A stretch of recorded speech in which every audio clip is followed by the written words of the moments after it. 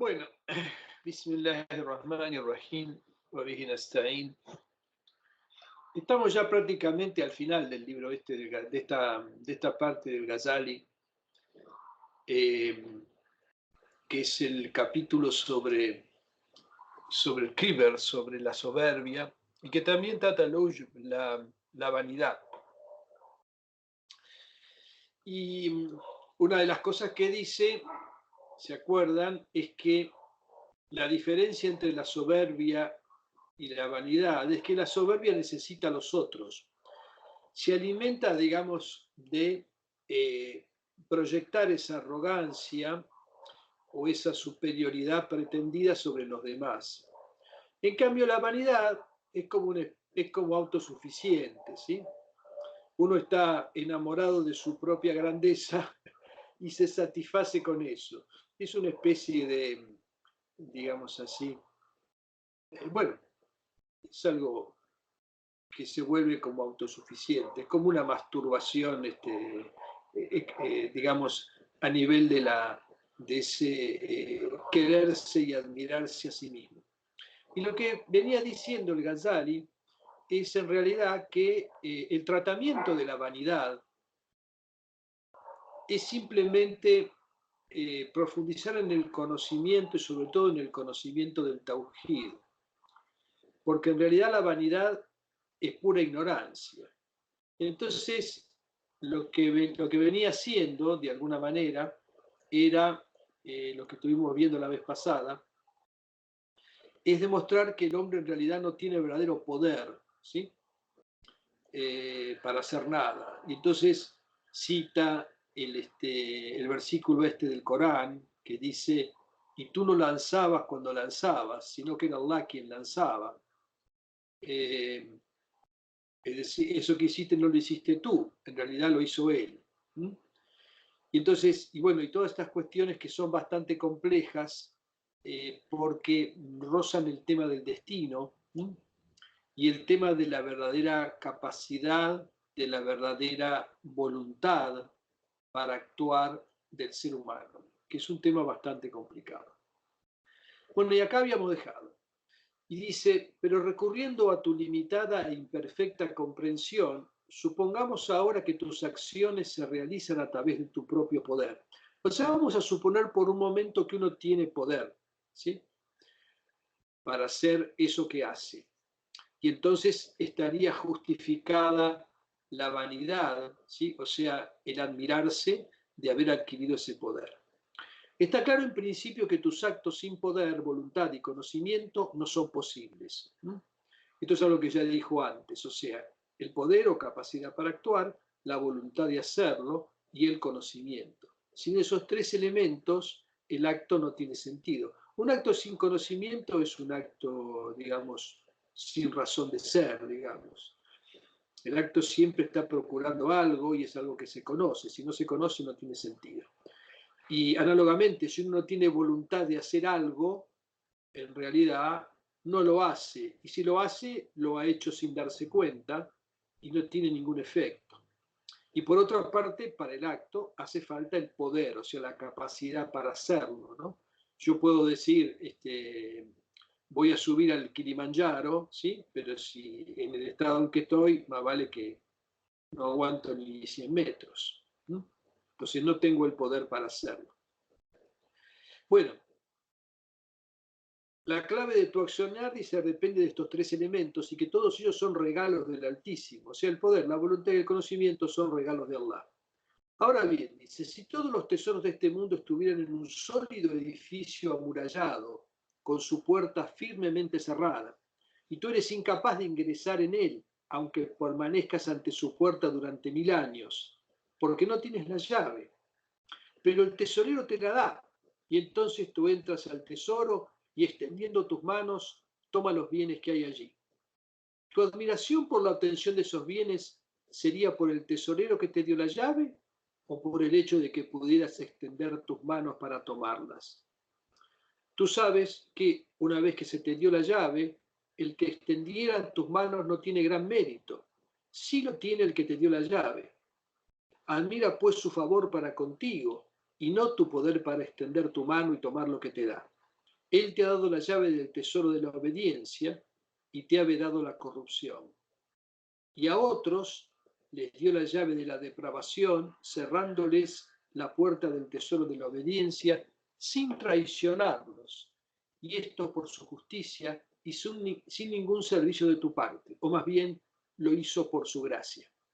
Esto es una definición muy sintética y un ejemplo muy sintético de lo que pasa con el hombre, ¿no? Da una situación así que parece un poco irreal, pero en realidad, digamos, hay un tesoro al que aspiramos y si no tenemos la llave, no podemos llegar a él, ¿sí? Entonces, pone esta situación y te está diciendo, bueno, en realidad el que te ha dado la llave, porque uno puede decir, bueno, yo estoy acá adentro porque agarré la llave, ¿sí? O estoy acá adentro porque sé abrir la puerta con la llave, ¿sí? O estoy acá adentro porque puedo estirar la mano y agarrar esos tesoros, ¿sí? O estoy acá, digamos, porque reconozco que porque adentro de ese castillo amurallado, digamos, hay un tesoro. Pero en realidad todas esas cosas provienen de él, ¿sí? Él es el que me ha dado la llave, ¿sí? Entonces, ¿qué le voy a agradecer? ¿A mis manos que tienen, digamos, que puedo extenderlas para tomar el tesoro? ¿O le voy a agradecer a él?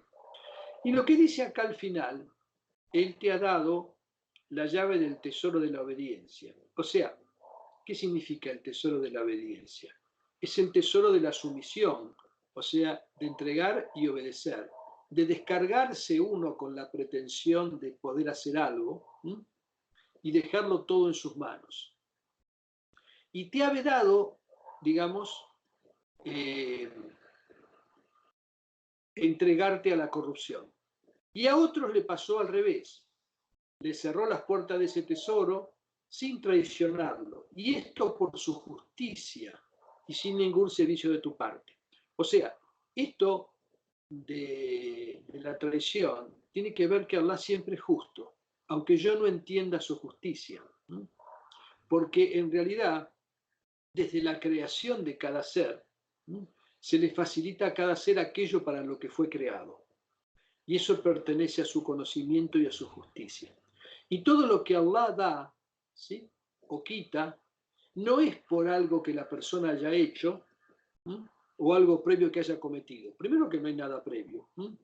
Y segundo, que no hay ningún servicio, ninguna acción de nuestra parte que se compare con eso que se recibe. Siempre decimos que la relación entre lo que recibimos de Allah y lo que damos es absolutamente incomparable. Cualquier cosa que uno analiza que recibe de Allah, comparado con lo poco que uno hace, no tiene, digamos, lo poco que uno hace no tiene ningún valor. Es una nimiedad absoluta. Es por su generosidad o por su gracia, por su fadl, en realidad que recibimos todo eso. Sí, otra pregunta. Sí. Perdón que te interrumpa. Pero en verdad, ¿qué es lo que uno hace? Cuando vos te referís con lo poco que uno hace, ¿uno qué hace en realidad? ¿Hace algo? En Sí, sentido de elige qué hacer en cuanto a poder hacer ir para un lado y para el otro. ¿Qué significa? ¿Qué significa? Que si lo puedes desarrollar un poquitito ese detalle, porque ahí hay un detalle importante para mí. ese es uno de los puntos más complicados de la teología islámica. ¿Sí? Bueno, usted lo Entonces, explica sencillamente por ahí. la teología islámica elaboró un concepto que es el concepto de la ganancia, ¿sí?, lo que un alma gana, que se expresa con la palabra kasb, ¿eh? Y que tiene que ver con esa ley que dice Allah no carga a ningún alma con algo superior a su capacidad. ¿Sí? ¿Está bien? Suyo es lo que haya logrado, lo que haya conseguido, y Sí. contra él lo que haya perpetrado. ¿Sí? Usa dos variantes del verbo kasaba ahí. Es decir, esa ganancia en realidad es la aceptación interna de la realización de ese acto, ¿no?, por parte de la persona. O sea, el acto ya está decidido. Digamos, la voluntad de hacerlo proviene de Allah. El poder proviene de Allah. Solamente le queda al hombre, o sea, solamente le queda a la criatura, al siervo,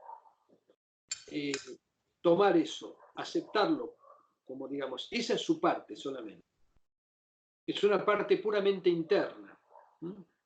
No tiene que ver con la cuestión externa. Puede ser que una persona haga un mal acto y no lo acepte, ¿sí? En realidad. Y entonces eso no va a contar contra él como un mal acto, ¿sí? Y puede ser que una persona haga un buen acto y no lo acepte, ¿sí? Y eso no va a contar para él como un buen acto. Pero además, es lo que decíamos la vez pasada, ¿no? Para entenderlo.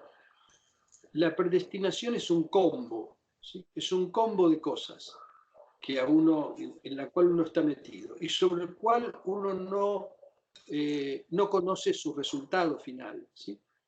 Si uno se mete mucho a analizar eso, no le encuentra una solución, digamos, lógica o dialéctica, ¿sí?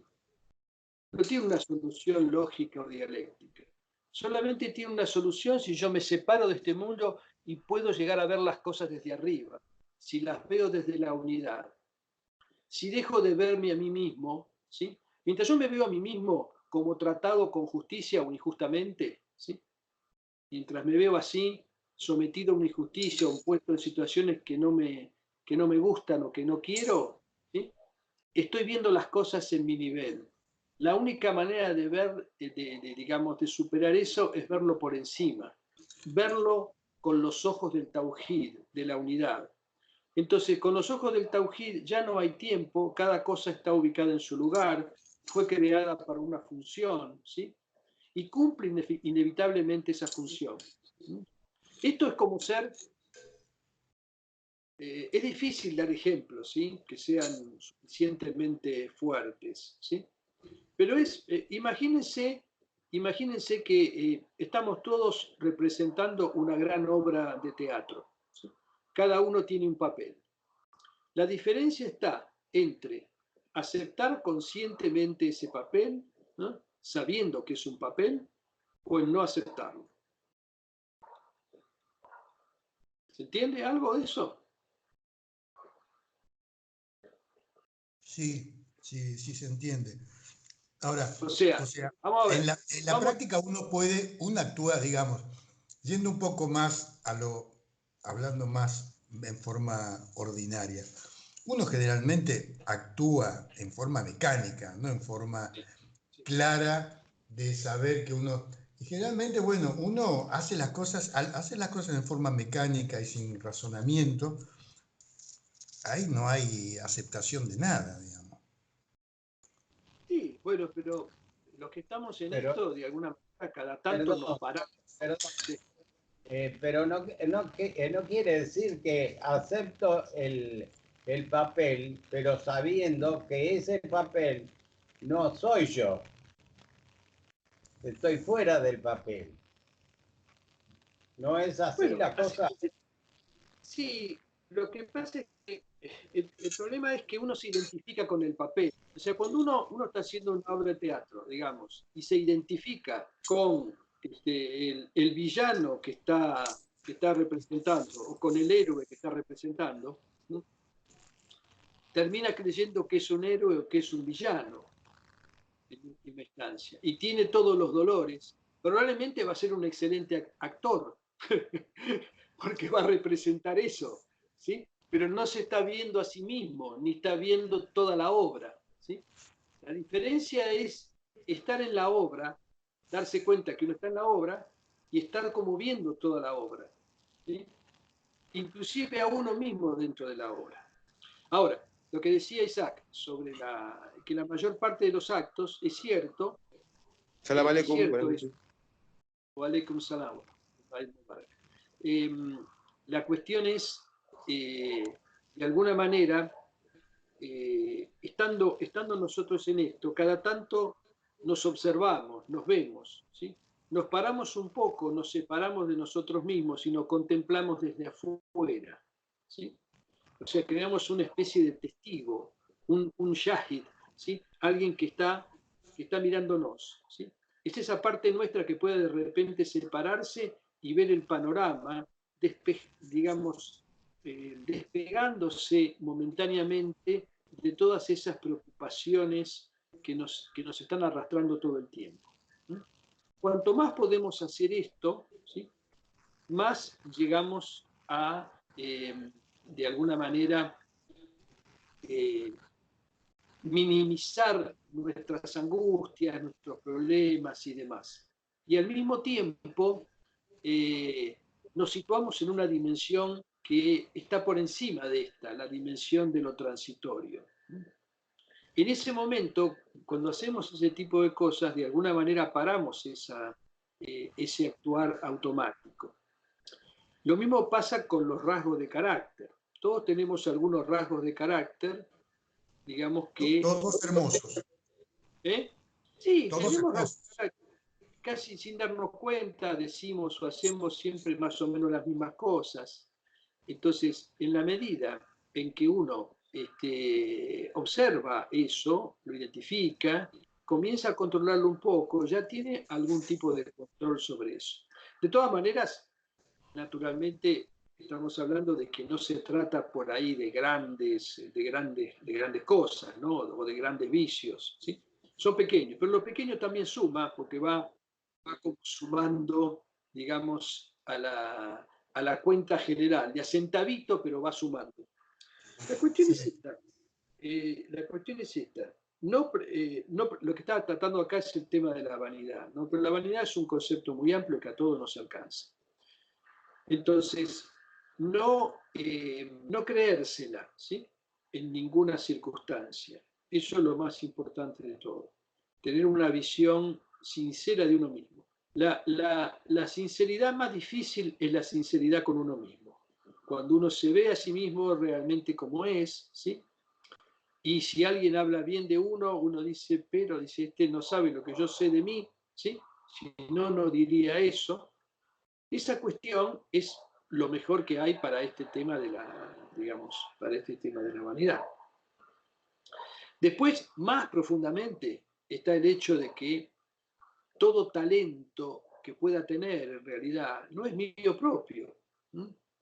Es una cosa que me fue dada, porque a cada criatura se le da algo así. Ustedes miren al resto de la gente, ¿sí? Pero mírenlo con la mirada interior, a ver cuál es su utilidad, cuál es su función. Ustedes van a ver que las personas tienen distintas funciones. Algunos tienen algunas funciones que me resultarían a mí muy desagradables de realizar, pero sin embargo la tienen y la realizan. Y hasta inclusive se terminan sintiendo orgullosos de esa función, ¿sí? Aunque sea lo más humilde que a uno se le pueda ocurrir. Ahora, otra manera de verlo sería verlo a nivel del cuerpo, ¿sí? Fíjense ustedes cómo funcionamos nosotros como seres. O sea, estamos compuestos de millones de células. Esas células están, digamos, agrupadas en distintas funciones. Las células del hígado son de una manera, las del páncreas son de otra manera, las células de los pulmones son de otra manera, las células de la sangre, cada una está, digamos, tiene una función.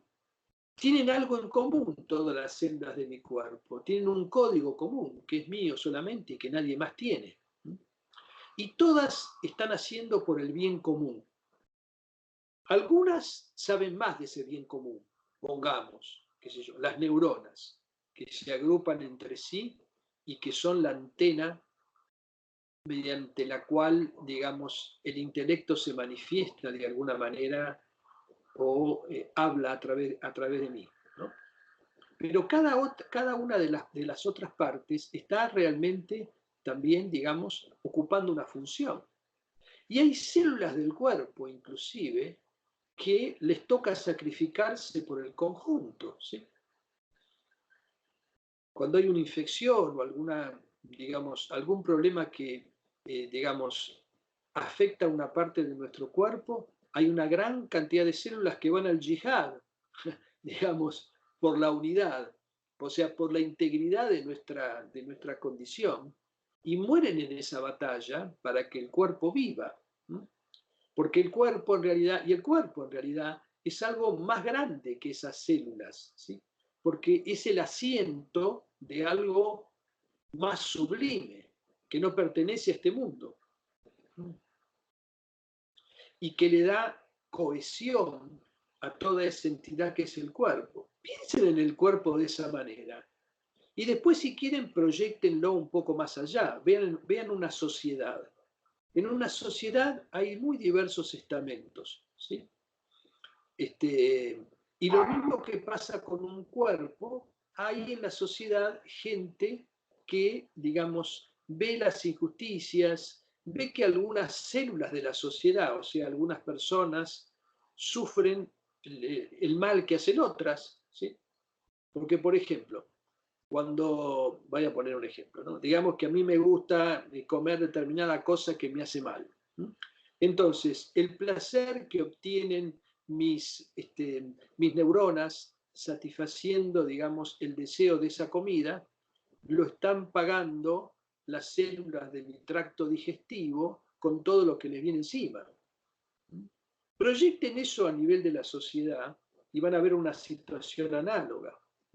¿Por qué creen ustedes que dice Allah en el Sagrado Corán, Subhanahu wa Ta'ala, si Allah no pusiera a una gente a combatir a otras, no quedarían sobre la tierra mezquitas, sinagogas, templos, iglesias en las cuales se recordara el nombre de Allah? ¿Y eso qué quiere decir? Exactamente.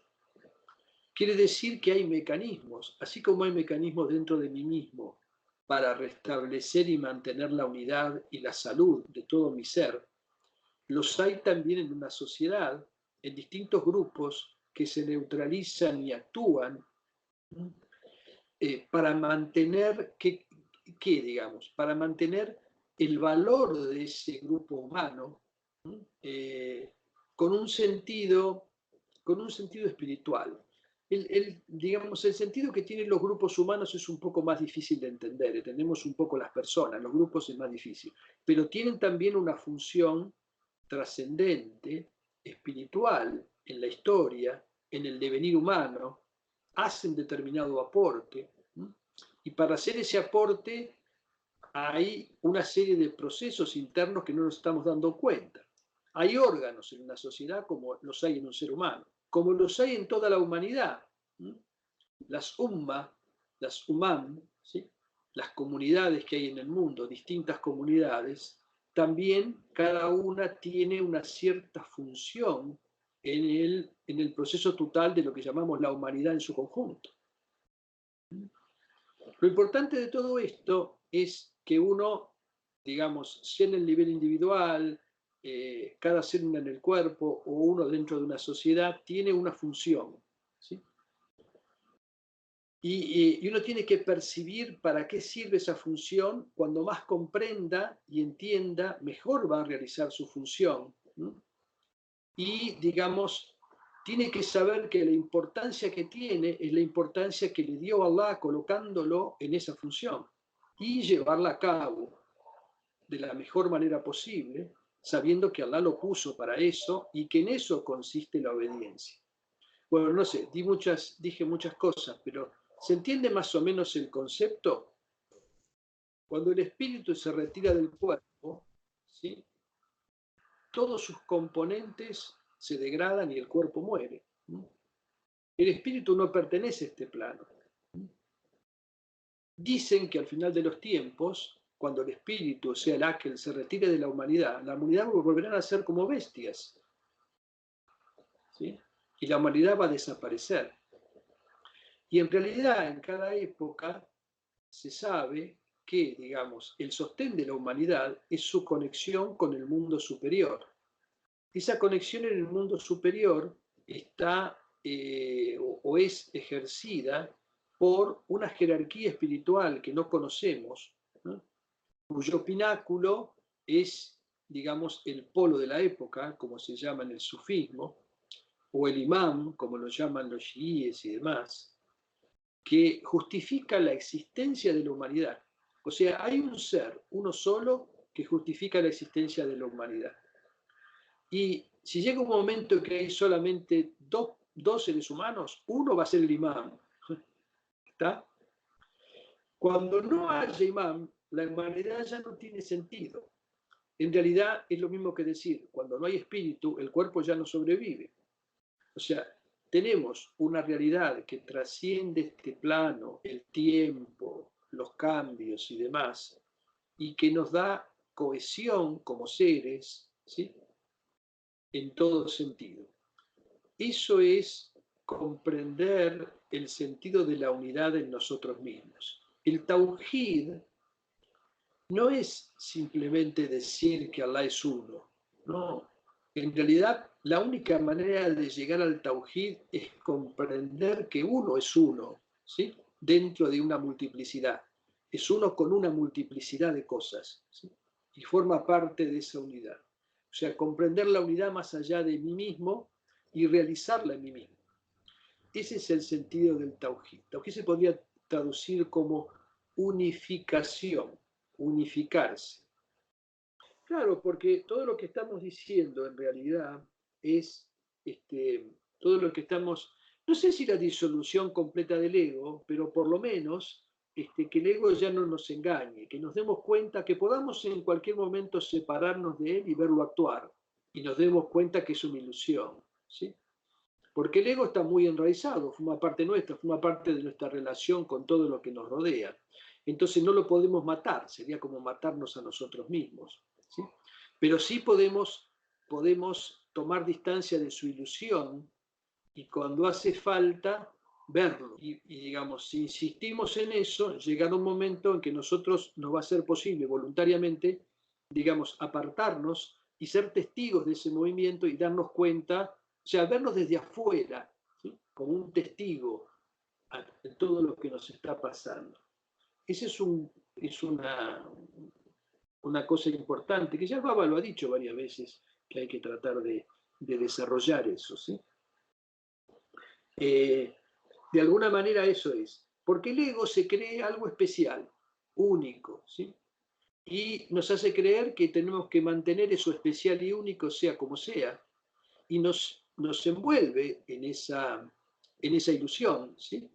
Y nos hace trabajar para él, de alguna manera, y no para aquello para lo cual hemos venido a este mundo. Esa es un poco sintéticamente la cuestión. Bueno, gracias. En quien ha llegado a conocer la realidad del Tauhid, no hay lugar entonces para el engreimiento y la vanidad. Es insólito el caso del hombre inteligente que se asombra de que Allah le haya concedido conocimiento sin riqueza material, mientras que a otro le ha negado el saber, colmándolo de bienes materiales, y que entonces dice, ¿cómo puede ser que me haya retrasado el sustento diario, siendo yo inteligente y virtuoso, y le haya dado a este con creces de los bienes de este mundo, pese a ser un ignorante desatento? Y argumenta en este sentido al punto de que casi considera esto una injusticia de Allah. Bueno, ¿quién no se ha parado alguna vez a considerar que han sido injustos con uno, digamos? ¿Por qué me pasa esto y a aquel otro no le pasa? ¿Sí? ¿Por qué este es tan turro y la pasa fenómeno? ¿Sí? Y yo tengo que andar yugándola todos los días, ¿sí? Y soy mejor que él. Eso lo que está diciendo acá es, en principio, uno está dudando de la justicia de Allah, ¿sí? Está dudando de que todo está en su lugar y de que todo está bien. Y cree que en algún lugar, en algún momento, Allah se equivocó. Eso ya es un problema, ¿sí? Y dice, no reconoce que la inteligencia es el mejor de los bienes y que la ha recibido de él. Y no se da cuenta de que si se le hubieran dado ambas, o sea, riqueza e inteligencia, privando al otro de todo, eso parecería más injusto. Y ese otro ignorante podría reclamar, diciendo a su vez, Señor mío, ¿por qué le concediste a esta riqueza e inteligencia y a mí me vedaste ambas? O sea, cuando invoco la justicia, la invoco para mí. Difícilmente invoco la justicia para los otros. Siempre es uno el que ha sido tratado injustamente, el que ha sido perjudicado. Nunca me doy cuenta de que si yo he sido perjudicado, ¿sí?, en algo, y el otro ha sido favorecido, hay algo en lo que he sido bendecido, porque cada cosa tiene su compensación. ¿Está? Allah no envía nada sin que tenga una compensación. No se oprime a ningún alma, dice el Corán, ni se lo carga con una carga que no pueda soportar. Y todo lo que recibe es en realidad un bien. Lo vea o no lo vea de inmediato, pero tarde o temprano, si reflexiona y piensa, se da cuenta del bien que puede haber a veces en las gracias o en las carencias. Bueno, y más aún, si se le dijera al pobre inteligente, cambia tu inteligencia por tu riqueza, no lo haría. Y análogamente, cuando una mujer pobre, bella y virtuosa ve a otra reprobable y fea, que va ricamente vestida y enjollada, dice asombrada: ¿cómo puede ser que se le veden a esta belleza mía los adornos y se le concedan a esa fealdad? La ilusa no comprende que lo que él le ha dado es mucho mejor, y que si le hubiera concedido ambas cosas, no habría sido más justo. Es como un rey que le regala un caballo a una persona y un esclavo a otra. Y el que recibió el caballo se asombra y dice: yo tengo el caballo, ¿por qué le dio el esclavo a otro? Esto es ignorancia. Esto tiene que ver con lo que se cuenta de Daud, o sea, David, ¿no? Quien dijo un día: Señor mío, no hay noche en la cual no haya un hombre de la familia de Daud despierto y rezando hasta el alba, y ningún día en el cual no haya un hombre de la familia de Daud ayunando. Entonces Allah Ta'ala le reveló: oh Daud, ¿y de dónde os viene eso? Eso os viene solo de mí. Si no fuera por mí auxilio, no tendrías poder para hacer eso. Te dejaré librado a ti mismo, le dijo. Y cuando quedó librado a sí mismo, él cometió ese error del cual se lamentaría y arrepentiría por el resto de su vida. ¿Saben qué es eso, no? Es el asunto que tuvo con Betsabé, David con Betsabé, ¿no? Todas esas cosas, de todas formas, esto es una gran prueba que él tiene. Después se arrepiente, ¿no? Cuando le vienen, dice el Corán, le vienen dos hombres y le vienen a plantear la cuestión, ¿no? Uno dice: yo tengo 99 vacas, una cosa así, le dice, no me acuerdo cómo es. Yo tengo una sola, dice, y este quiere mi vaca. Dice: ¿cómo querés ¿Cómo? Dice: vos tenés todas y te querés inclusive quedarla de él. Eso no puede ser, le dice. Bueno, dice: este es tu caso, porque eran dos ángeles en realidad, que le llevaron ese problema para que se Buenísimo. diga, claro, él, digamos, tenía la posibilidad de todas las mujeres y se engancha con la mujer, una mujer ya casada, ¿sí? Y lo manda al fulano al frente, como se dice. Lo Pero manda al al frente, frente ¿no? mal, era un general de su ejército y lo manda directamente a que lo mate, más o menos, el lugar más peligroso. Una joya.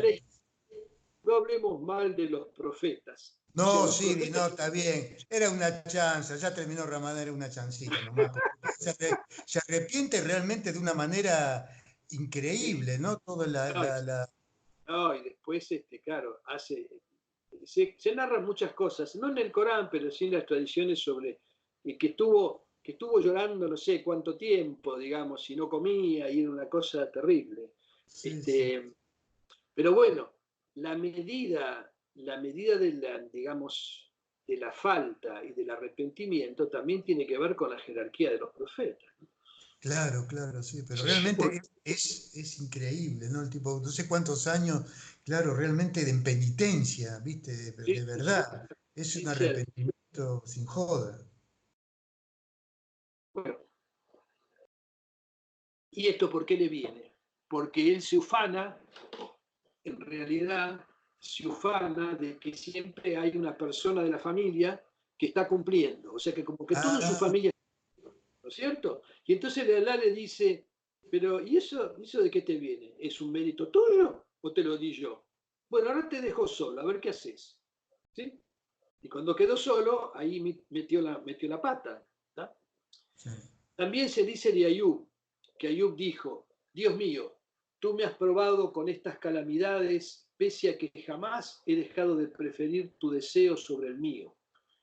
Entonces se sintió un clamor de 1000 voces que provenía de una nube que apareció sobre él y que decían, ¿y por qué tienes eso? Es decir, ¿de dónde sacaste esa paciencia? Y entonces, arrepintiéndose de su olvido, Ayub colocó tierra sobre su cabeza y dijo, de ti, mi Señor. Y a esto alude el dicho, este dicho del Corán es muy sintético de todo lo que hemos dicho. Si no fuera por la gracia de Allah para con vosotros y por su misericordia, ninguno de vosotros jamás se purificaría. ¿Ah? Qué hermoso, sí. Parecido a lo de José, a lo que dice José, Yusuf. Bueno, Zakat. O sea, ninguno alcanzaría realmente la pureza. ¿Sí? O sea que en realidad la pureza, digamos, esa purificación que anhelamos, jamás es el resultado de nuestro esfuerzo, sino que es en realidad es una dación que da Allah. ¿Está bien? Es un regalo de Allah. Por eso hay un dicho en el sufismo que dice, no es por insistencia ni por esfuerzo, sino que es un regalo del generoso. ¿Está bien? ¿Eso significa que no hay que hacer nada? De ninguna manera. No, De claro. ninguna manera. Las dos cosas vienen juntas. O sea, el esfuerzo, todo el esfuerzo que podamos realizar está de alguna manera en relación con esa dación. Y todo viene en un combo, pero no de una manera causal, como que yo hago tanto esfuerzo y consigo tanto. No sé si entienden. Claro. ¿Está bien? Sí, sí. No es que Sí, no, porque yo hago, no, yo hice 10. Entonces, como hice 10, a mí me un corresponde, premio. por lo menos 10 me corresponde. Pero yo hago 10 y estoy esperando y me dan 3 y ahí empiezo a hacer quilombo. No, Claro. Si yo no soy es. tan bueno, hice tantas cosas, ¿cómo y recibo esto Bueno, nada más? eso es en eso consiste la ilusión. Bueno, y este hadiz que es clave, este hadiz que viene ahora es clave. A ninguno de vosotros lo salvarán sus actos. Claro. Está también, este hadiz también se dice de otra manera, muy conocida. A ninguno de vosotros sus acciones lo harán entrar en el paraíso. ¿Sí? O sea que uno no se gana el paraíso por sus actos. Es No. Allah que te lo da, en realidad. Así sean los actos muy buenos. ¿No? Porque no hay relación entre una cosa y la otra. ¿Está bien? Mm. Son dos campos totalmente diferentes. ¿No? El de la transitoriedad y el de la eternidad. El de todo lo que tiene que ver con este mundo y con el otro. No se comparan los dos mundos. No tengo manera de expresarlo de otra forma, pero no se comparan. Entonces le preguntaron, ¿tampoco a ti, mensajero de Allah? Y él respondió, tampoco a mí, salvo que Allah me cubra, ¿eh? Y atagammadani, ¿sí? O sea, me cubra con su misericordia. ¿Eh? Bueno, después de escuchar esto, algunos compañeros decían, si hubiéramos sido polvo y ni siquiera existido, temiendo por su destino espiritual, pese a la pureza de sus acciones y sus corazones. O sea, darse cuenta de que aunque uno alcance aparentemente una gran pureza y demás, todo eso está en manos de Allah. No es un producto del esfuerzo personal. Y tampoco deja de serlo. ¿Sí? O sea, no es ni deja de serlo. Aunque pueda resultar una afirmación paradójica y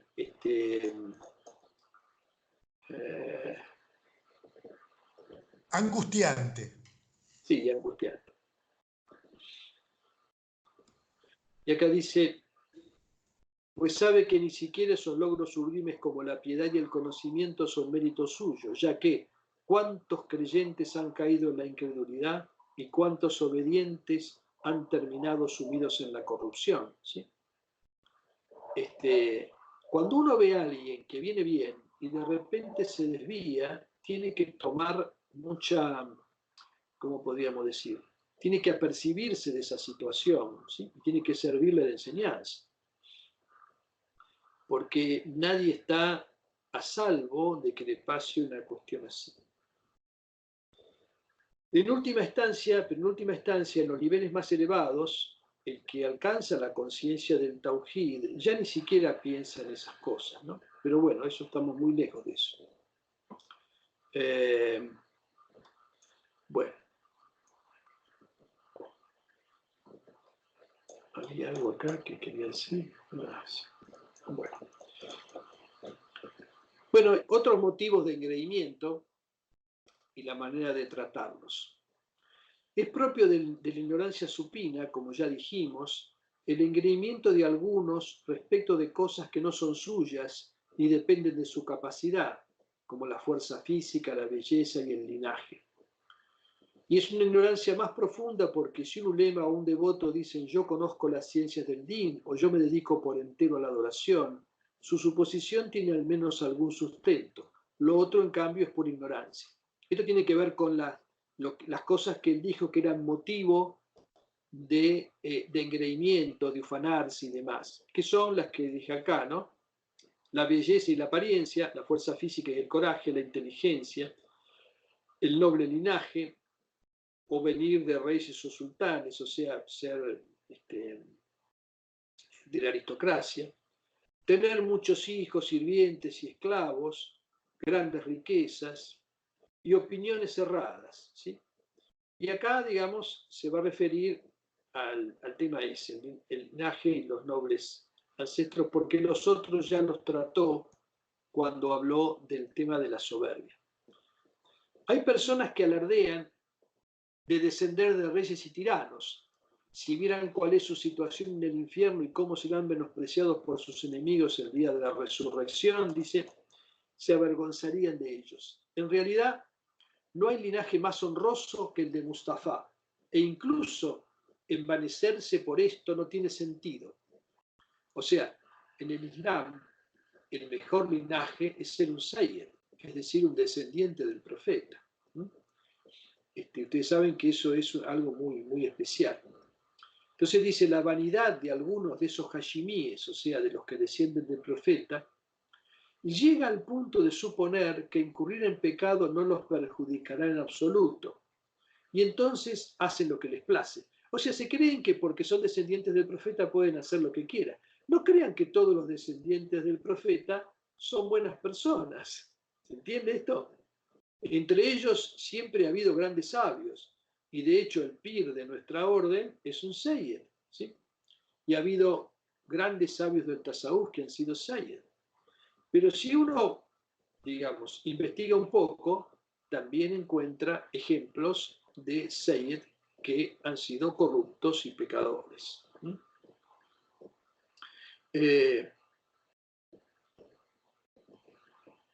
Dice, no saben que haciendo lo contrario a lo que hicieron sus padres y abuelos están cercenando ese linaje.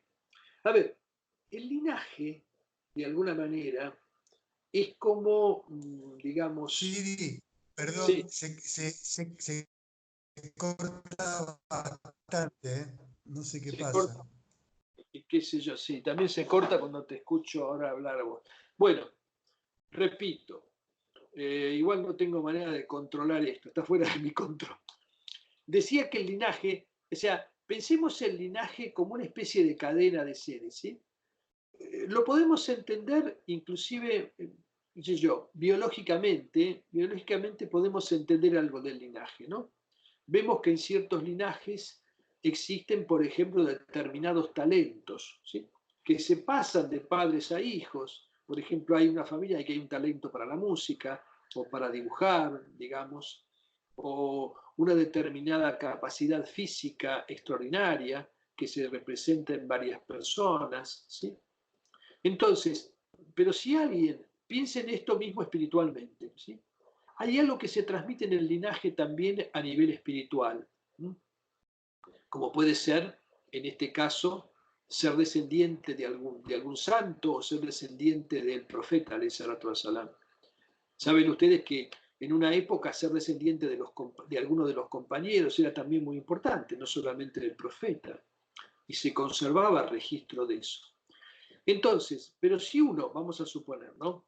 Vamos a suponer que uno, digamos, está en un linaje físico en donde las personas salen con mucha capacidad física para el deporte y demás, pero uno trata su cuerpo para la miércoles y se droga y no hace ningún ejercicio ni nada, está yendo contra su linaje, o sea, está arruinando su herencia.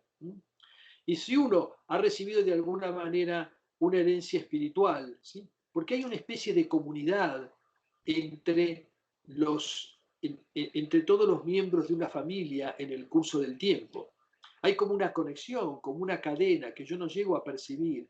Me parece que no existe, que es solamente físico, pero hay otra cosa también ahí presente.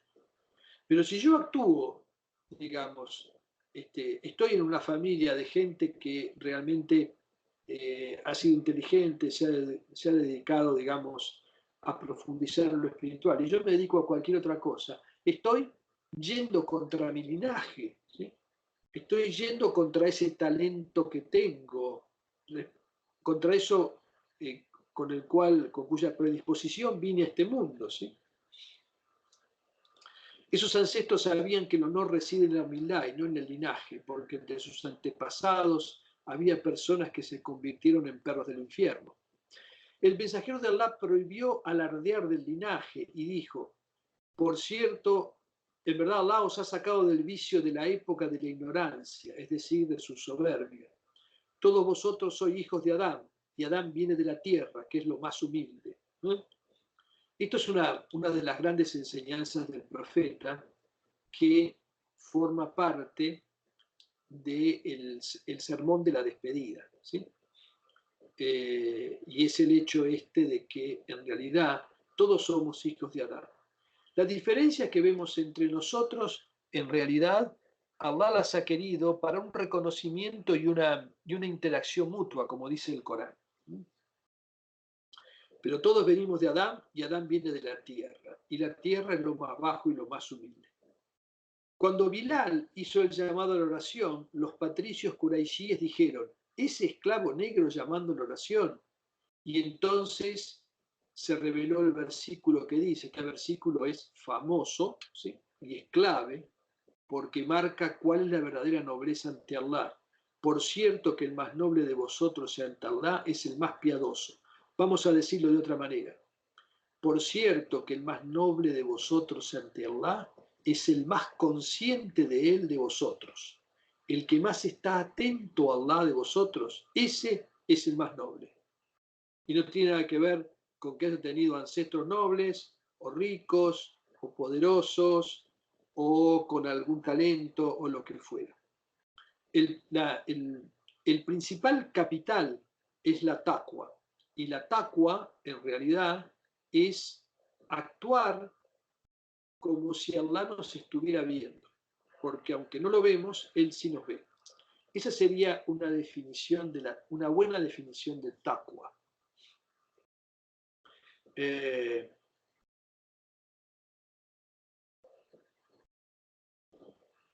Y cuando se reveló el versículo y advierte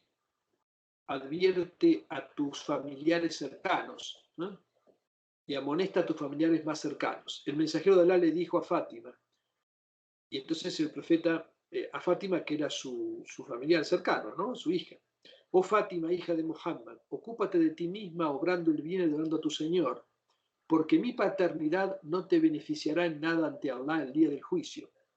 Y le dijo a Safía, bint Abdel Muttalib, su propia tía paterna, oh tía de Muhammad, ocúpate de ti misma, porque no seré capaz de ayudarte.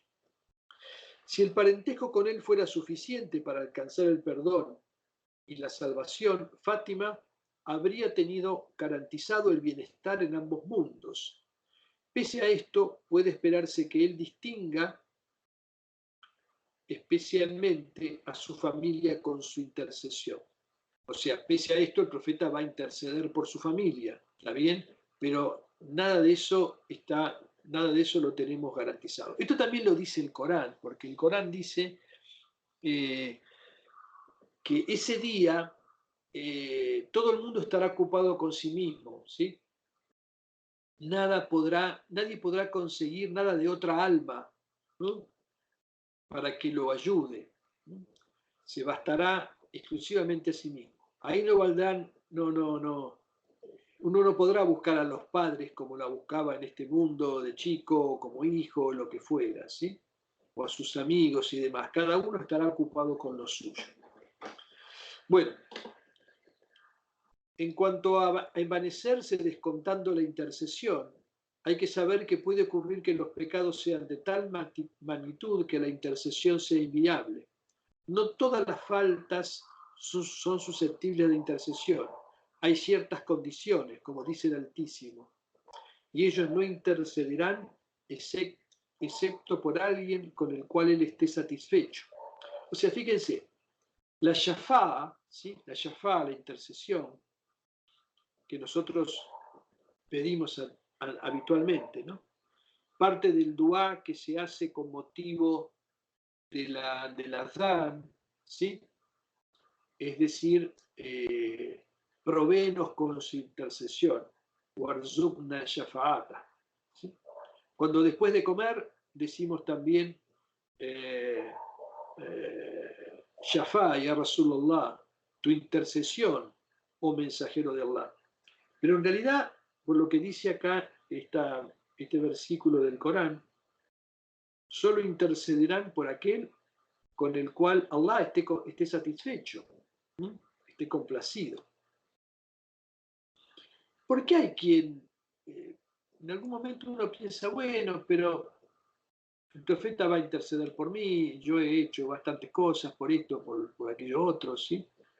O inclusive existe también el hecho de la intercesión. Sabe que en el sufismo, a partir de la época de las cofradías, hay un concepto que es el concepto, o la idea, digamos, de la intercesión de los grandes auliá, ¿no?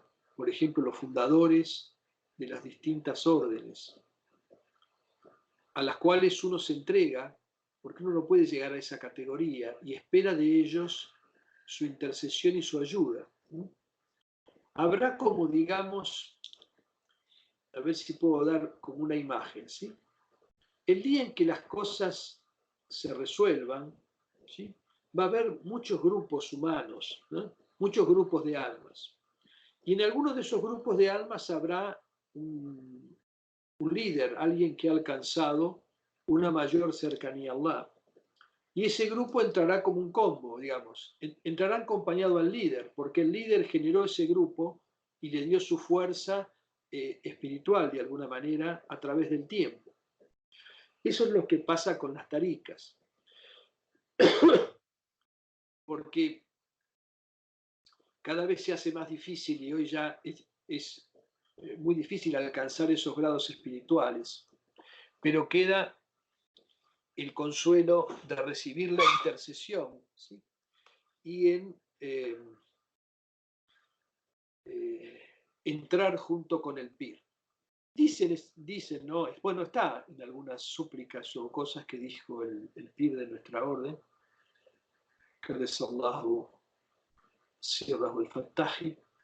que Allah santifique su secreto revelador, digamos, revelador de los secretos espirituales, que él va a permanecer en la puerta del paraíso esperando a todos sus derviches que aparecerán a lo largo del tiempo para entrar con todos ellos. El Islam no es la religión del futuro, el Islam es la religión eterna, es el din de la fitra del ser humano, es el din de los profetas anteriores a Muhammad que dicen en el Corán somos musulmanes. No hay dos din, ¿sí? hay un solo din que es el din de la fitra, que todos han seguido, aunque después sus disposiciones puedan variar, y es el din que se adapta naturalmente a la naturaleza humana. El profeta Muhammad está claramente definido en el Corán, ¿no? De muchas maneras, inclusive delimitando bien su función. No me animo a definir al profeta, ¿no? Lo han hecho los poetas, lo han hecho los auliyá. Yo creo que la esencia del Nabi alayhi salatu wasalam es que él es la primera luz manifestada por Allah. Es en realidad el alfa y el omega. En realidad todo lo que está por debajo de él es una expresión de su realidad. Por eso cuando le dijo el profeta a Jabir al-Alladi, antes de que fuera creado Adán, ya existía la luz de tu profeta. Y ese es un secreto importante si uno lo medita, ¿no? En realidad, como que toda la creación, todo lo que existe, de alguna manera, está justificado por su existencia. Es simplemente el peso de la fe y el peso de la certidumbre que se ha ido sumando con los años y que me ha ido dando pruebas. Entonces eso sí es lo que me permite ver la enfermedad como una contingencia más de este mundo, digamos, que todos padecen y yo no la estoy pasando todavía por lo menos tan mal en ese sentido, ¿no? La experiencia de la muerte es claramente una experiencia central. Creo que es un hadith qudsi, dice Allah, nada lamento tanto como imponerle a mi siervo creyente la muerte, porque sé que la detesta. Yo creo que la partida tiene que ser tanto más serena cuanto ha sido la fuerza de la fe, ¿no? Hay una regla de oro que nos explicó varias veces Tosun Baba y que es fundamental. Cuando vayas a hacer algo, fíjate si eso que vas a hacer te beneficia solamente a vos y no beneficia a nadie más. Si es así, mejor no lo hagas. Si te beneficia a vos y beneficia también a otro, entonces sí puedes hacerlo. Y si te perjudica a vos y beneficia al otro y conseguís hacer eso, ese es el grado más elevado. Es el izar, es el altruismo, en donde uno, digamos, entrega su parte de la acción. Yo creo que esa regla de oro es clave para vivir. Si alguien la pone en práctica, realmente alcanza la felicidad. Sacrificarse por el otro, perjudicándose uno mismo, ese es claramente el grado más elevado. Walhamdulillahi Rabbil Alamin wa bihi nasta'in.